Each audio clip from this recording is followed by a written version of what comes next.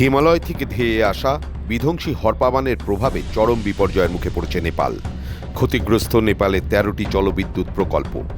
সে দেশের বিদ্যুৎ দপ্তরের তরফে এমনটাই জানানো হয়েছে।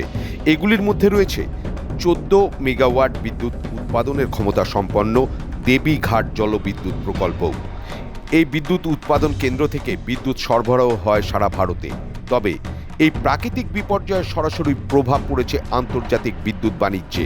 এই পরিস্থিতিতে ভারতে বিদ্যুৎ উৎপাদনের পরিমাণও প্রায় ৫০% কমিয়ে দিয়েছে নেপাল। নেপাল থেকে ভারত দিনে প্রায় ৮০০ মেগাওয়াট বিদ্যুৎ কিনে থাকে। এখন তার পরিমাণ কমিয়ে ৪০০ মেগাওয়াট করে দিয়েছে নেপাল। এক সর্বভারতীয় সংবাদ মাধ্যমের প্রতিবেদনে বলা হয়েছে, বুধবার বিপর্যয়ের দিনও নেপাল ৯৬৩.৪ মেগাওয়াট বিদ্যুৎ সরবরাহ করেছে ভারতকে। কিন্তু জলবিদ্যুৎ কেন্দ্রগুলি অচল হয়ে পড়ায় ভারত এবং বাংলাদেশে বিদ্যুৎ রপ্তানি ব্যাপক ধাক্কা খেয়েছে। এবার বিপর্যয়ের পরে ভারতে বিদ্যুৎ উৎপাদনের পরিমাণও প্রায় ৫০% কমিয়ে দিয়েছে নেপাল।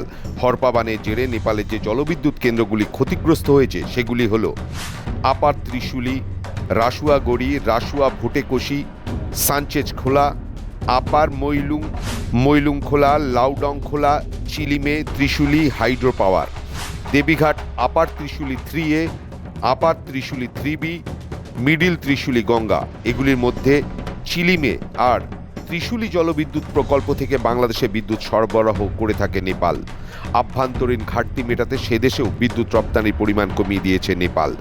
নেপাল দিনে ৪৩০০ মেগাওয়াট বিদ্যুৎ উৎপাদনে সক্ষম। এই বিদ্যুতের ৯০%ই আসে জলবিদ্যুৎ থেকে। বর্ষায় পাহাড়ি নদীগুলিতে জলের পরিমাণ এবং তীব্রতা বাড়ে, তাই জলবিদ্যুৎ উৎপাদনের পরিমাণও বাড়ে। ওই সময় উৎপাদিত সেই বিদ্যুৎ ভারতে পাঠায় নেপাল। ভারত ও নেপালের মধ্যে বিদ্যুৎ বিনিময় মূলত ঋতুভিত্তিক। বর্ষাকালে নেপালের পাহাড়ি নদীগুলিতে জলের প্রবাহ বৃদ্ধি পাওয়ায় উদ্বৃত্ত জলবিদ্যুৎ ভারতে রপ্তানি করে কাঠমান্ডু। অন্যদিকে শীতের মরশুমে যখন নেপালের নিজস্ব নদীগুলিতে জল কমে এবং উৎপাদন কমে যায়, তখন ভারতের থেকে বিদ্যুৎ আমদানি করে নেপাল। কিন্তু ভরা বর্ষায় জলবিদ্যুৎ কেন্দ্রগুলি তছনছ হয়ে যাওয়ায় এই মরশুমে আন্তর্জাতিক বিদ্যুৎ বাণিজ্য এবং দুই দেশের শক্তির সুরক্ষায় বড় ধরনের সংকট তৈরি হলো। নেপালে জলবিদ্যুৎ প্রকল্পের সুড়ঙ্গে অন্তত ১০০ জন আটকে রয়েছেন। তাদের উদ্ধারের চেষ্টা চালাচ্ছে সেনা।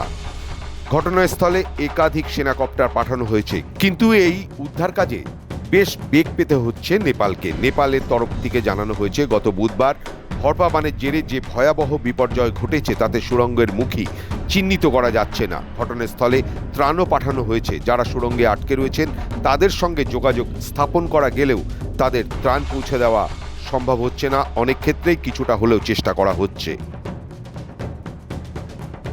নেপাল বিপর্যয়ে মৃতের সংখ্যা বেড়ে দাঁড়িয়েছে ৫০০ ছুঁই এবং নিখোঁজ ১০০০ ছুঁই। তবে বেসরকারি সূত্রে এই সংখ্যা প্রায় ১৫০০ বলে দাবি করা হচ্ছে। আন্তর্জাতিক সংবাদ সংস্থার মতে নেপাল এবং তিব্বত মিলিয়ে ১৪০০-র বেশি মানুষের খোঁজ মেলেনি, যাদের মধ্যে বহু দেশি বিদেশি পর্যটক ও তীর্থযাত্রী অন্তর্ভুক্ত। নিখোঁজ বিদেশিদের মধ্যে ভারতীয়দের সংখ্যাই সবচেয়ে বেশি। ভারতীয় বিদেশ মন্ত্রক জানিয়েছে প্রায় ২৯০ জন ভারতীয়র সঙ্গে এখনও যোগাযোগ করা যায়নি। এখনও বহু ভারতীয় পর্যটক, কর্মী এবং কৈলাস মানস সরোবরগামী তীর্থযাত্রী আটকে রয়েছেন। নিখোঁজদের খোঁজে কাঠমান্ডু ভারতীয় দূতাবাস, নেপাল সরকার, স্থানীয় প্রশাসন, পর্যটন সংস্থাগুলির সঙ্গে লাগাতার যোগাযোগ রেখে চলেছে। পাশাপাশি চীনের অধীনে থাকা তিব্বতে আটকে প্রায় ২০০ জন ভারতীয় কৈলাস মানস সরোবর যাত্রীকে নিরাপদে ফিরিয়ে আনতে চীনা কর্তৃপক্ষের সঙ্গেও কথাবার্তা চালাচ্ছে ভারত সরকার। ব্যুরো রিপোর্ট, সময়, কলকাতা।